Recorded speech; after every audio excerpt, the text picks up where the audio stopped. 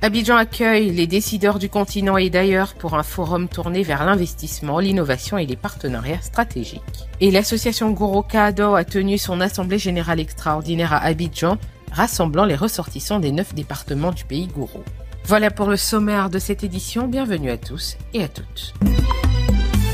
Abidjan est le théâtre du Trade and Investment Forum 2025, un événement majeur organisé par Logiconsult. Ce forum réunit les décideurs économiques africains et internationaux avec pour objectif de bâtir des ponts entre l'innovation, la logistique et l'investissement, tout en transformant l'Afrique en un véritable espace d'opportunités et de partenariats durables.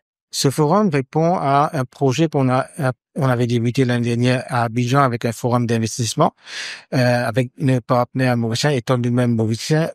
Et là, au fil du temps, on a signé un accord avec la Chambre de commerce de la Côte d'Ivoire. On est parti avec une initiative de partir à Maurice sur prévenir à Abidjan et par la suite à Dubaï avec 3 axes. Le premier, c'est l'accès au marché des capitaux. Le deuxième, c'est la partie de accès aux marchés régionaux à travers des ports de 3e génération. Et le troisième, c'est l'expérience de la digitalisation du commerce. Cette édition placée sous le thème de Rise of Africa met en lumière la coopération entre la Côte d'Ivoire et l'île Maurice, une alliance stratégique vue comme un moteur de transformation économique. Non, cet événement est un instrument qui contribue à la synergie régionale et à la coopération successive grâce au renforcement et au flux d'investissement d'échanges économiques entre les deux pays. Je voudrais, avant d'entendre du propos, saluer et féliciter les principaux organisateurs de ce forum, qui est Logiconsult et ses partenaires, pour cette initiative loi qui incarne parfaitement l'esprit de coopération et des partenariats successifs que nous souhaitons promouvoir davantage.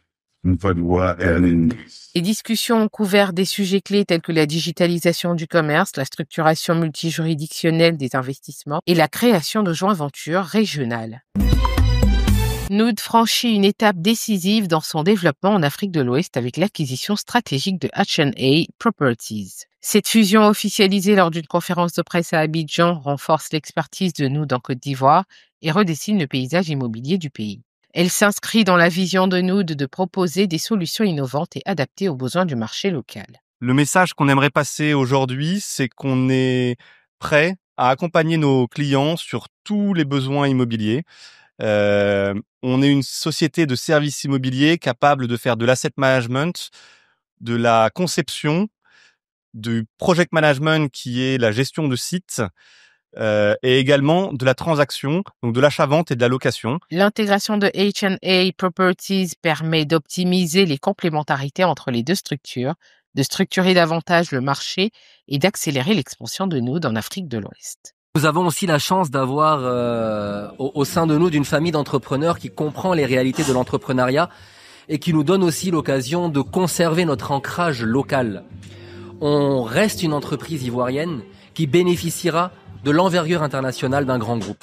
Pour H&A Properties, cette acquisition représente une opportunité de croissance et de diversification.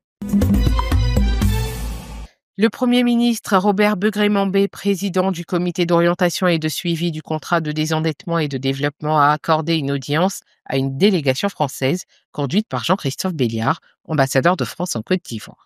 Cette rencontre s'inscrit dans le cadre du C2D, un mécanisme visant à convertir la dette en projet de développement. Aujourd'hui, on a séance d'ouverture avec le Premier ministre, avec le ministre du portefeuille de l'État. Il va y avoir 1 semaine de travaux pour faire le point, une synthèse finalement de ce que le C2D a permis d'accomplir en Côte d'Ivoire. C'était ça le sujet. Oui, je dirais même plutôt que c'est plus la partie ivoirienne qui voit à quoi ça sert. Et que ça permet, comme l'a indiqué tantôt l'ambassadeur, d'être très efficace en matière d'édification d'infrastructures de base, dans le domaine de l'éducation, dans le domaine de la santé, dans le domaine de la justice, et j'en passe. Et nous en sommes très satisfaits. La preuve, c'est la durée du programme. Ça témoigne en tout cas du fait que il y a des choses importantes à faire. Et quand on se retrouve comme ça, de façon périodique, c'est pour en faire la revue, voir comment est-ce que on peut améliorer les choses pour, on va dire, améliorer les conditions de vie de nos populations. La revue générale et conjointe des projets du C2D se tiendra sur 4 jours. Elle permettra de mettre à jour les prévisions de décaissement, pour l'année 2025 et de dresser un bilan d'étape de projet financé dans le cadre du 3e C2D. Dans une ambiance empreinte de fraternité et de solennité, l'association Guro Kaado, signifiant Nous sommes un, a tenu une assemblée générale extraordinaire à la Bibliothèque nationale d'Abidjan sous l'initiative de sa présidente, Tiezan Kofi. Ce rassemblement a réuni les ressortissants des 9 départements du pays Guro. 13 ans après l'Assemblée constituante de 2012, cette rencontre a offert un cadre de retrouvailles fraternelles et une réflexion sur les enjeux actuels du peuple Guro. Il y a 2 grandes guerres dans le monde actuellement. La première guerre, c'est Russie-Ukraine. C'est à cause des terres. On dit avant, sous les tsars, là, la Crimée, c'était pour telle personne. Telle, c'était pour telle chose. Il y a telle richesse. Il y a des guerres, des centaines de milliers de morts à cause de la terre. La deuxième grande guerre dans le monde, là, c'est au Congo.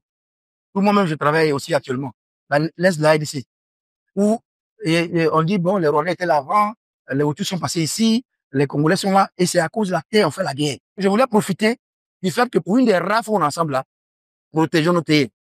Protégeons nos terres. Parce que ce qu'on regarde ailleurs, là, ça va nous arriver si on n'arrête pas ça. Pauldine Kofi Tiezan, dans son discours, a retracé l'histoire de l'association et rendu hommage aux figures disparues du peuple Guro, telles que Boti Rosalie, créatrice du marché Kokoviko, et les ministres Ouga Bigoré et Charles Kofi Dibi.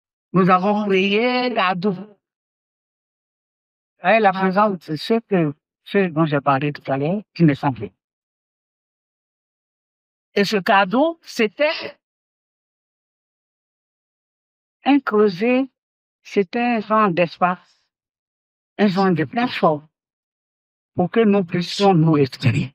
L'Assemblée a été également un espace d'échange constructif renforçant l'appui de l'association aux femmes du secteur vivrier, en particulier les commerçantes des marchés Guro, pour encourager l'unité et la solidarité au sein de la communauté. C'est la fin de cette édition. Merci de l'avoir suivi. L'information continue sur cette info et sur www.cetinfo.ci.